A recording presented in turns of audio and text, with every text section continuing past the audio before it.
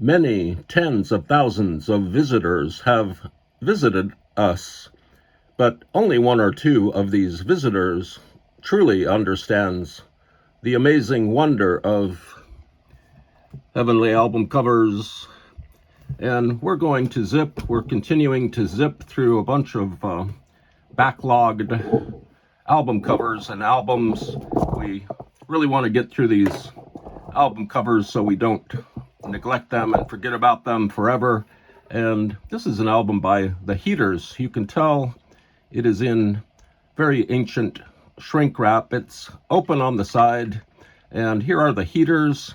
And I think we should unshrink wrap it, de-shrink it before we move on, because the album is kind of hard to see with all the glare and the shrink wrap obscuring its beauty. And here are The Heaters. There they are. Let's take this out. You have to be really careful about this shrink wrap. If you lose your car keys down here, you pretty much have to just forget about them, because you'll never get your car keys if they're way down here. And you also might get your hand stuck in this shrink wrap stuff. So just carefully remove it gently and with vigor and with stern determination. And we've got it out of the shrink wrap.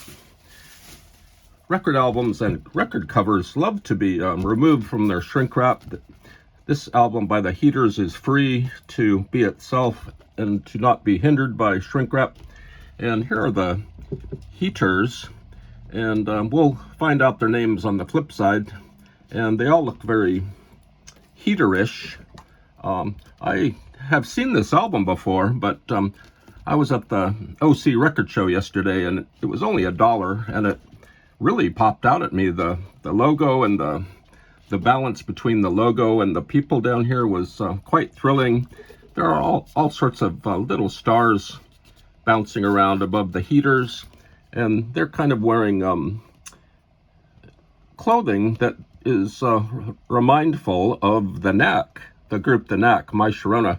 The Knack people also wore clothing like this. It's a really attractive way of dressing a rock group. And here's this guy, don't know his name. And this group has 3 women in it and 2 gentlemen. They are just hanging out. They look very professional. They are The Heaters. This logo is like blocks of ice. It looks more like ice than hot lettering. It looks very frigid and cold, but it's quite masterful, really. This cover really pops. I'd love to see this cover blown up into a big poster. It would look great. And once again, we've been unable to find much of anything about The Heaters. And there was, and there still might be, another group called The Heaters who had a couple of albums. These Heaters had about 3 other albums. One is called Energy Transfer. The other is Living in a Sitcom. And there's an album of theirs called The Great Lost Heaters album. So I don't know much about them. They are definitely a power pop new wave group in the similar probably to the Knack or other new wave pop groups. And they have all their lyrics here, but the lyrics are in very small type, extraordinarily small type. And this album is on Ariola Records. And here are The Heaters members: Mercy Bermudez, Maggie Connell, Missy Connell, probably sisters, Phil Cohen, who probably had a colon, and James Demeter. And these are all published in 1978 on Big Neck Music. And there's some studio details, some thank yous, some very extraordinarily small thank yous down here in the corner. And here are The Heaters. Once again, they're all wearing playful sneakers and socks, and they just look kind of exasperated and kind of tired of the world. They're ready to make a big splash in the rock and roll dimensional sphere. and it's just a really nice album. It's kind of like a Partridge Family album cover or a Sweet album cover. It's real poppy. It's like something you would see in a British record store. But I think these heaters are from LA.